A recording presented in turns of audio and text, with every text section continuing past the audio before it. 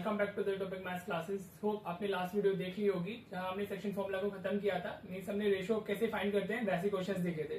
ठीक है बेटा, सेक्शन फॉर्मूला से वैसे ही क्वेश्चंस मेरे लिए आते हैं रेशो फाइंड करने के लिए, राइट।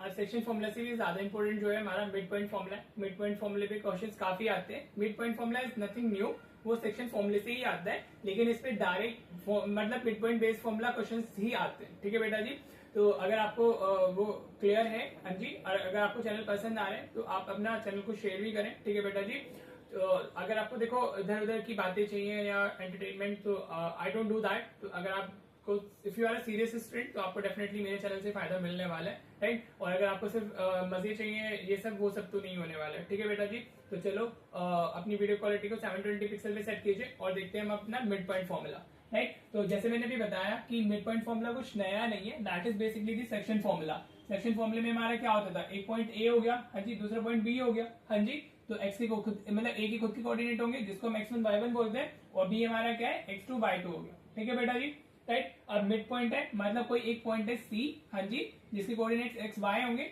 अब जो पॉइंट सी है वो इसको किसी पर्टिकुलर रेशो में डिवाइड नहीं करेगा, मतलब वो ऐसे कोई रैंडम रेशो में डिवाइड नहीं करेगा, एक पर्टिकुलर रेशो में ही डिवाइड करेगा, विच इज 1:1। हाँ जी, अगर मिड पॉइंट है तो वो एक्जैक्टली बीच में होगा ना उसके। मिड पॉइंट है तो हमारा वो एक पार्ट इधर होगा एक पार्ट इधर होगा, तो मिड पॉइंट के लिए जो रेशो होती है वो हमेशा क्या होती है, हमारा 1:1 ही होती है। ठीक है बेटा जी, तो मैं फॉर्मुला ड्राइव करके दिखा देता हूँ आपको, वैसे तो नहीं आता है। अभी आपने एक्स के लिए फॉर्मुला पढ़ा था सेक्शन फॉर्मुला, वो क्या होता था, m1 x2 plus m2 x1 upon में m1 प्लस m2 हो गया। हाँ जी, अब यहाँ पे आपको m1 m2 नॉन है ना, विच इज वोट 1 1, तो आप अगर वैल्यू डालोगे तो 1 into x1 x2 plus 1 into x1 हमारा आ जाएगा, अपॉन में 1 प्लस 1 आ गया। ठीक है बेटा जी, तो x हमारा क्या हो जाएगा, ये 1 इंटू x2 x2 होगा, प्लस 1 इंटू x1 x1 होगा, तो x1 प्लस x2 अपॉन 2 आ जाएगा हमारा x। This is vote mid, ये जो हम मतलब ये x का फॉर्मूला हम यूज करेंगे for finding the mid point of any point. ठीक है बेटा जी, तो ये हमारा क्या हो गया, y सेम एज, अगर आप y में वैल्यू डालोगे तो y के लिए क्या आ जाएगा आपका, y1 प्लस y2 अपॉन 2 आ जाएगा। ये सेक्शन फॉर्मूले का ही पार्ट होता है। ठीक है बेटा जी, लेकिन इफ यू नो कि वो मिड पॉइंट है तो आप ये वाला फॉर्मूला नहीं यूज करोगे। मिड पॉइंट के केस में आप क्या यूज करोगे, x के लिए ये यूज करोगे, y के लिए ये यूज करोगे। ठीक है बेटा जी, होप आपको ये फॉर्मूला क्लियर होगा। चलिए मैं इस पे रैंडम एग्जांपल ले लेता हूँ। अगर मुझे कोई पॉइंट दिया हुआ है 2,4 दिया हुआ है, एक पॉइंट ए की कोऑर्डिनेट हो गए, और इधर मैंने -3, 2 ले लेते हैं, ये बी के कोऑर्डिनेट्स हो गए। ठीक है, अगर मुझे इन दोनों का मिड पॉइंट बताना है तो यहाँ से मेरा क्या हो जाएगा, किस तरीके से हम फाइंड करेंगे, x1 y1 है, ये x2 y2 हो गया हमारा। ठीक है बेटा, हाँ जी, तो अभी x के लिए मुझे क्या करना होगा, x1 प्लस x2 अपॉन 2 ये करना होगा, फॉर्मूला इधर लिखा हुआ है। हाँ जी, तो x हमारा क्या हो गया, x1 इज हमारा 2 और y1 हमारा कितना है, -3 अपॉन 2 आ जाएगा। तो ये कितना हो गया, 2 - 3 अपॉन 2, तो दैट ये हो गया हमारा -1/2। ठीक है बेटा, अगर हमें y के लिए करना है तो हम y1 प्लस y2 को सिंपली ऐड करके डिवाइड बाय 2 कर देंगे, तो 4 + 2 इज व्हाट 6, 6/2, तो ये कितना आ गया, 3 आ गया। तो हमारे जो मिड पॉइंट के कोऑर्डिनेट्स होंगे वो -1/2, 3 होगा। ठीक है बेटा, इस तरीके से हम इस फॉर्मूले को अप्लाई करेंगे, राइट। अब इस पे कैसे क्वेश्चन सीबीएसई पूछता है, जो भी अच्छे अच्छे क्वेश्चन है वो हम देख लेते हैं। ठीक है बेटा, ताकि आपको फॉर्मूला अच्छे से क्लियर हो जाए, राइट। तो चलिए देखते हैं क्वेश्चन। देखो बेटा, मैंने क्वेश्चन लिया है एनसीईआरटी का ये, लेकिन काफी इंपॉर्टेंट क्वेश्चन है। इस पे बेस्ड 25 में एक एमसीक्यू भी आया है, और दूसरा हमारा क्या, इस पे बेस्ड हमारा एक 3 मार्कर भी आया था जो काफी अच्छा था। ठीक है बेटा जी, तो अब आप अगर इसको पढ़ते हो, क्या बोला हुआ आपको, find the coordinates of point A where A B is the diameter of a circle. हाँ जी बेटा, ए बी क्या है हमारा, डायमीटर ऑफ सर्कल हो गया। अगर आप ऐसे लिखते हो तो ये ए होगा, ये इसका कहीं सेंटर होगा, और ये पॉइंट बी हो गया हमारा। ठीक है बेटा जी, एंड वी नो जो सेंटर होता है वो मिड पॉइंट होता है हमारा डायमीटर का। ठीक है, तो ए के कोऑर्डिनेट्स हमें नहीं पता है तो हम इसको x1, y1 बोल देते हैं। हाँ जी, बी की कोऑर्डिनेट्स हमें पता है, वो क्या हमारे 1,4 हो गए, राइट। तो इसको हम क्या बोल देते हैं, इसको हम x2 y2 बोल देते हैं। और जो o इसमें सेंटर है हमारा, we know the coordinates of centre, तो ये क्या हो गया हमारा 2, -3 हो गया। ठीक है बेटा जी, एंड जो o होगा, o is what, o is the mid point of हमारा डायमीटर, राइट। तो हम इसमें मिड पॉइंट वाला फॉर्मूला यूज करेंगे। तो ये क्या है हमारे, this is x, this is y। ठीक है, तो आप लिख दोगे as o is the mid point of, या आप एज लिखने की जरूरत नहीं है, आप ये लिख देना, o is the mid point of A B. ठीक है बेटा, हाँ जी, आप स्पेसिफाई नहीं भी करोगे तो भी चल जाएगा, this is not that much important line. आपको सिर्फ इतना पता होना चाहिए कि ओ मिड पॉइंट है तो मिड पॉइंट वाला फॉर्मूला यूज करेंगे। तो उसके लिए हमारा क्या होता है, नाउ आप ऐसे लिख सकते हो, x हमारा क्या होगा, that will be equal to x1 plus x2 upon 2 हो जाएगा।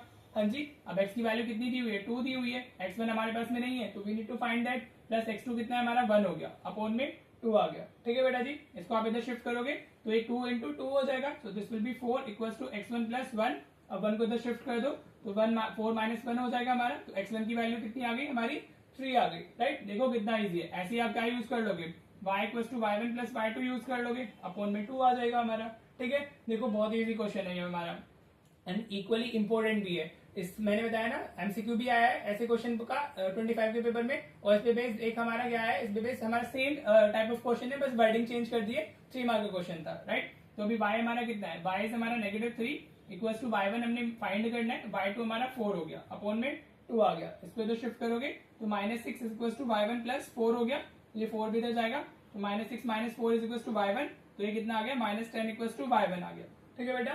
तो आपको आंसर क्या लिखना है, आपने बताना है कोऑर्डिनेट्स ऑफ पॉइंट ए। तो आप कैसे लिख सकते हो, कोऑर्डिनेट्स ऑफ पॉइंट ए हमारा क्या आ जाएगा, x की वैल्यू कितनी है हमारी, दैट इज 3, और y की वैल्यू कितनी है -10। a इज माइनस हमारा 3, -10, दिस विल बी 3, -10। आप पहले x की वैल्यू लिख दोगे और फिर आप y की वैल्यू लिख दोगे कोऑर्डिनेट के लिए। इस तरीके से आपको आंसर देना है। हाँ जी, एमसीक्यू में तो देखो क्विकली करना है। अगर if it is a 2 mark का क्वेश्चन आपका लाइक बेसिक मैथ्स वालों के लिए तो काफी इंपॉर्टेंट है, 2 मार्क्स में इजीली आ सकता है। हाँ जी बेटा, तो आप बिल्कुल इस तरीके से लिख के आओगे फॉर 2 मार्क्स, और उसमें एमसीक्यू में तो देखो उसकी जरूरत नहीं होती एक्सप्लेनेशन की, तो आप सीधे फटाफट वैल्यूज डालो और आंसर ले आओ अपना, ठीक है बेटा जी। होप आपको अच्छे से क्लियर हो गया होगा। चलिए अब इस पे मतलब मिड पॉइंट पे एक और बहुत इंपॉर्टेंट क्वेश्चन है, उसको करते हैं, वो भी काफी बार आता है सीबीएसई में, ठीक है बेटा जी। तो चलिए देखते हैं उस क्वेश्चन को।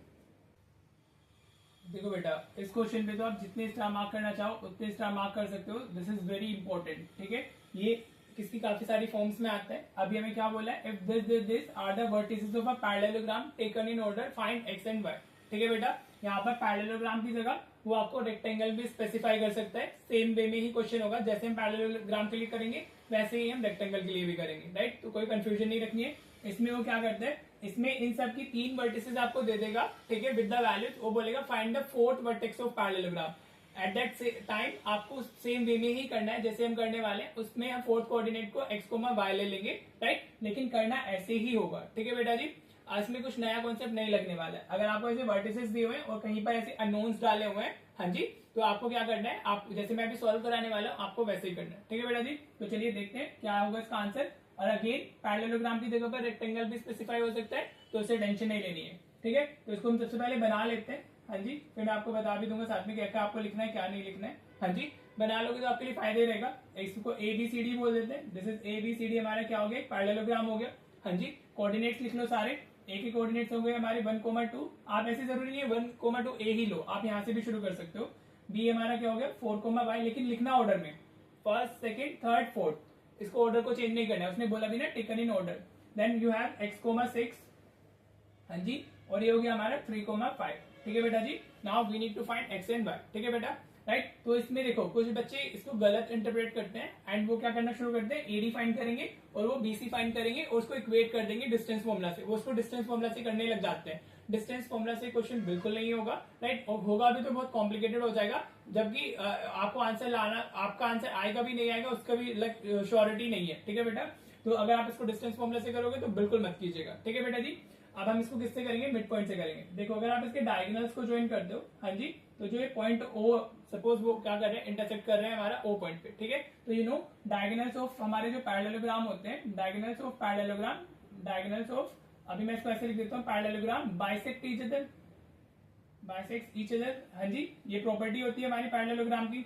हाँ जी, जो पैरेललोग्राम के डायगोनल्स होते हैं दे बाइसेक्ट ईच अदर ना, व्हाट इट मींस दैट कि जो हमारा देयरफॉर हमारा OA इक्वल्स टू OC होगा। हाँ जी, अगर वो बाइसेक्ट कर रहे हैं तो OA इक्वल्स टू OC होगा, and OB is equals to क्या होगा हमारा OD हो जाएगा। OB किसके इक्वल हो गया, OD के इक्वल हो गया, ठीक है बेटा जी। वो बाइसेक्ट करते हैं ना। अब अगर ये दोनों इक्वल है तो we can say O is the mid point of AC, और OB और OD भी इक्वल है, तो we can also say O is also the mid point of BD। तो आप लिख लेना, सो आप ऐसे बोल सकते हो O is the mid point of both AC and BD, हम ऐसे लिख लेंगे AC एंड BD। हाँ जी, जो O है वो दोनों का ही क्या है, हमारा मिड पॉइंट हो गया। देखो मैं एक्सप्लेन कर रहा हूँ आपको, इसलिए थोड़ा हो सकता है इसमें टाइम लगे, बाकी आपका अगर करोगे तो फटाफट मतलब मैक्सिमम 2 मिनट्स में हो जाएगा, उससे ज्यादा नहीं लेगा, ठीक है बेटा। आप O के जो कोऑर्डिनेट्स होंगे, हाँ जी, वो आप AC से भी फाइंड कर सकते हो और BD से भी फाइंड कर सकते हो, but they will be same. हाँ जी, तो आप यहाँ पर क्या देखो, मिड पॉइंट आ गया तो मिड पॉइंट फॉर्मुला यूज करेंगे। तो आप कैसे लिखोगे, यहाँ पर कोऑर्डिनेट्स आप ऐसे लिखोगे, coordinates of mid point of AC। हाँ जी, अगर हम AC के मिड पॉइंट की कोऑर्डिनेट की बात करते हैं तो मतलब हम O पॉइंट की बात करते हैं, तो वो आप किसके इक्वल होगा, that will be equal to coordinates of mid point of BD, coordinates of mid point of BD। ठीक है बेटा जी, जिसको ये क्लियर हो गया बस उससे क्वेश्चन हो गया। हाँ जी, ठीक है बेटा, ये मैंने एक्सप्लेन करने के लिए इतना सब लिखा है, राइट, ताकि आपको अच्छे से क्लियर हो सके, राइट। मेन चीज यही है, coordinates of mid point of AC is equal to coordinates of mid point of BD because the point is same. जो पॉइंट है वो हमारा O है, O ही मिड पॉइंट AC का है और O ही मिड पॉइंट BD का है, तो उसकी कोऑर्डिनेट्स ऑफ कोर्स सेम ही होंगे ना, राइट। आप ध्यान से देखना, अब मैं यहाँ पे सीधे लिख रहा हूँ, फॉर्मुला मैं नहीं यूज करूंगा, फॉर्मुला मैं साइड में लिख दूंगा, I am just writing the values. अगर हम AC की बात करते हैं तो ये क्या होगा, x1 y1 होगा और ये क्या होगा, x2 y2 होगा। हाँ जी, और वो फॉर्मुला अभी हमने जो पढ़ा है क्या होता है, x1 plus x2 upon 2, y1 plus y2 upon y2। हम कोऑर्डिनेट्स लिख रहे हैं तो यहीं पर हम उसको लिखने वाले हैं, तो ये 1 प्लस x आ जाएगा, 1 plus x, x1 plus x2 upon 2। हाँ जी, ये तो x की वैल्यू आ गई, राइट। जो हम अलग अलग फाइंड करते हैं ना वो हम यहाँ साथ में लिख रहे हैं बस, आप साथ में, बिकॉज इट्स अ कोऑर्डिनेट ना, तो x y साथ में लिखे जाएंगे। ये y1 प्लस y2 हो जाएगा, तो ये कितना हुआ, 2 प्लस 6 अपॉन 2 हो गया। ठीक है बेटा जी, ये क्लियर है। हमने कहा इसमें AC में मिड पॉइंट का फॉर्मूला लगाया है, O is the mid point. हाँ जी, तो उसके जो कोऑर्डिनेट आएंगे वो कहां से आएंगे, x1 plus x2 divided by 2, y1 plus y2 divided by 2। Hope आपको ये क्लियर होगा। आप सेम एज आप इसमें इधर लिखने वाले हो BD के लिए, तो अगेन BD के लिए बात करते हैं तो x1 y1 हो जाएगा, this will B x2 y2, इस तरीके से हमारा चला जाएगा, राइट। अब again x1 plus x2 upon 2, तो ये कितना होगा, 4 प्लस 3 अपॉन 2 हो जाएगा, कोमा। हाँ जी, हम y भी साथ में लिख रहे हैं यहाँ पर, तो ये क्या होगा, y प्लस 5 अपॉन 2 आ जाएगा, y प्लस 5 अपॉन 2, राइट। आप ऐसे ब्रैकेट में लिख दीजिएगा by mid point formula, by using mid point formula डाल देना, बाय मिड पॉइंट फॉर्मूला, और आप x और y दोनों की वैल्यूज लिख देना। अगर सपोज 3 मार्क्स में आया हुआ है तो x क्या होता है हमारा, x1 प्लस x2 अपॉन 2, ऐसे लिखना होता है फॉर्मूला, बिकॉज फॉर्मूले के मार्क्स होते हैं y1 प्लस y2 अपॉन 2। ठीक है बेटा जी, हमने यहाँ पे 2 बार यूज किया, तो यहाँ पर दोनों जगह नहीं लिखा है, साइड में ऐसे लिख देंगे। तो आपको यहाँ तक क्लियर होगा ये, राइट। अब आप देखो ये दोनों इक्वल है, तो इक्वल होने का मतलब क्या होता है, इक्वल होने का मतलब होता है कि जो x है वो x के इक्वल होगा इधर वाले के, और जो हमारा y है वो y वाले के इक्वल होगा। ठीक है बेटा जी, these two coordinates are equal ना। अगर वो कोऑर्डिनेट्स इक्वल तभी होंगे जब एब्सिसा के इक्वल होगा, ऑर्डिनेट के इक्वल होगा, x की वैल्यू x के इक्वल, y की वैल्यू y के इक्वल। ठीक है, तो आपको इसके लिए कुछ नहीं लिखना है, आप सीधे लिख दोगे नाउ। हाँ जी, आप ऐसे लिख दोगे 1 plus x upon 2 is equal to, यहाँ से 4 प्लस 3 7 हो गया, 7 अपॉन 2 आ जाएगा, दिस इज 4 प्लस 3 7 ना, 7 अपॉन 2 हो गया, और साथ में ही 4 plus 6 plus 2 is 8 divided by 2 equal to y plus 5 upon 2 आ जाएगा। ठीक है बेटा जी, ये कहां से आया मैंने बताया ना, एब्सिसा के इक्वल होगा, तो इधर 1 प्लस एक्स अपॉन 2 है, इधर y प्लस 3 अपॉन 2 हो गया है हमारा, तो ये 4 प्लस 3 अपॉन 2 हो गया। हाँ जी, तो ये 4 plus 3 7 by 2 equal to 1 plus x upon 2 हो गया, right. Same as with the y, इधर हमारा y1 मतलब y ये, इधर हमारा y ये है। ठीक है बेटा, तो ये 6 प्लस 2 8 हो गया, 8 upon 2 equal to 5 plus 5 upon 2। ठीक है, अब यहाँ 2 से 2 कैंसिल हो जाएगा, कॉमन डिनोमिनेटर है, तो 1 प्लस एक्स इक्वल टू कितना आ गया हमारा 7 आ गया, 1 को इधर शिफ्ट करोगे तो ये 7 माइनस 1, तो x की वैल्यू कितनी आ गई हमारी 6 आ गई। ठीक है बेटा, ऐसे y को सॉल्व कर लो, 2 से 2 कैंसिल हो गया हमारा, आप इसको 4 भी लिख सकते हो डिवाइड करके, बाकी सीधे कैंसिल ही कर दो तो ज्यादा सही रहेगा। तो ये इधर 8 लिखा हुआ है हमारा, हाँ जी, और इक्वल्स में क्या है y प्लस 5 है हमारा, राइट। अब 5 को हम इधर शिफ्ट कर लेंगे तो 8 minus 5 is equal to y, तो y की वैल्यू कितनी आ गई हमारी 3 आ गई। ठीक है बेटा जी, वो आपको ये अच्छे से क्लियर हो गया होगा, आपको x और y की बताने थे और दोनों वैल्यूज हमें मिल गई, राइट बेटा जी। And this is quite important, मैंने जैसे आपको बताया यहाँ पे वो रेक्टेंगल दे सकता है, कोई भी एक वैल्यू नोन दे सकता है। अगर फोर्थ वर्टेक्स पूछा जाएगा तो राइट, तो आप फोर्थ वर्टेक्स को x को y ले लोगे और फिर x y की वैल्यूज ऐसे ही आएंगे, लेकिन उसको बाद में वर्टेक्स की फॉर्म में उसको कोऑर्डिनेट भी दे देना उसके, लाइक d, और x y को कोऑर्डिनेट में डाल देना। ठीक है बेटा जी, होप आपको ये क्वेश्चन अच्छे से क्लियर हो गया होगा। आज की इसको वीडियो को इतना ही रखते हैं, 2 क्वेश्चन हम अब करेंगे और 2 होमवर्क में आप करोगे, तो इस तरीके से हर रोज वीडियोस आपको मिलेंगी तो ज्यादा आपके लिए बेनिफिशियल रहेगा। ठीक है बेटा जी, तो चलिए अगर ये क्लियर हो गया, अब अपने होमवर्क क्वेश्चन देख लीजिए। इसका अभी एक पार्ट और आएगा, वो थोड़ा हो सकता है लेंथी हो, जिसमें मिड पॉइंट के सारे इंपॉर्टेंट क्वेश्चन अच्छे से कर लेंगे। ठीक है बेटा जी, तो चलो अभी के लिए देखते हैं हम लोग होमवर्क क्वेश्चन।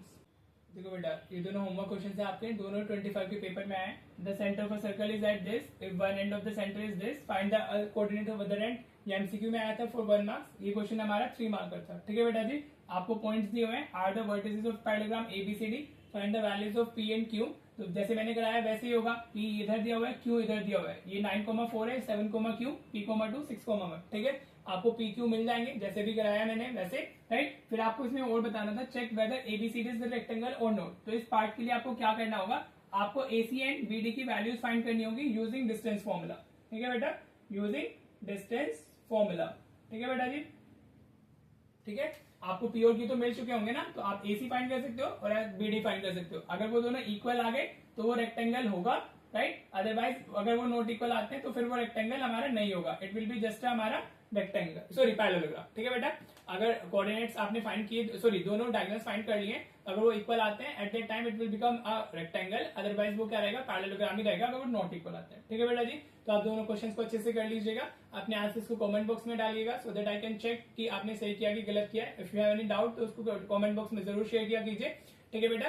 तो चलिए अब मिलते हैं नेक्स्ट पार्ट में मिड पॉइंट फॉर्मूला के। आप ये क्वेश्चन जरूर ट्राई कर लीजिएगा, ठीक है बेटा। And if you are liking the channel so do share this with your friends, ठीक है बेटा जी। तो चलिए मिलते हैं फिर नेक्स्ट वीडियो में। Thank you so much for watching the video.